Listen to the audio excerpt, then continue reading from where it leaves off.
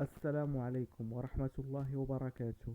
في هذا الفيديو نشارككم تصريحا قويا ومهما من أسطورة كرة القدم الإفريقية والرئيس السابق للاتحاد الكاميروني صامويل إيتو.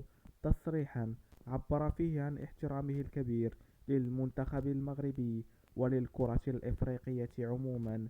قال صامويل إيتو: الحكم قدم مباراة كبيرة، نعم، في بعض اللحظات نحتد داخل المباراة، وهذا أمر طبيعي في كرة القدم، لكن يجب أن نعترف بأن الحكم يعرف القوانين أكثر منا جميعا، وحتى إن وجدت بعض الأخطاء فهي جزء من اللعبة، وكلنا نرتكب الأخطاء.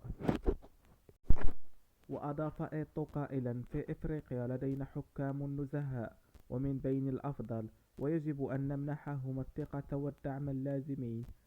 وعن الجماهير المغربية، لم ينسى صامويل إيتو الإشادة بالجماهير المغربية، حيث قال: أحيي بحرارة الجماهير المغربية على الدعم الكبير الذي تقدمه، فهذا هو المعنى الحقيقي للاعب رقم 12 داخل الملعب.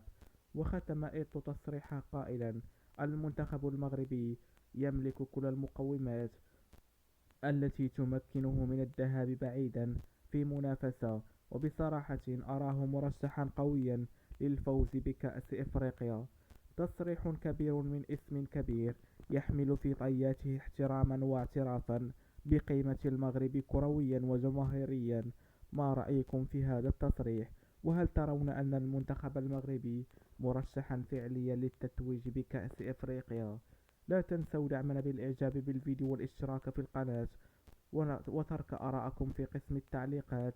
نلتقي في فيديو جديد إن شاء الله، والسلام عليكم ورحمة الله وبركاته.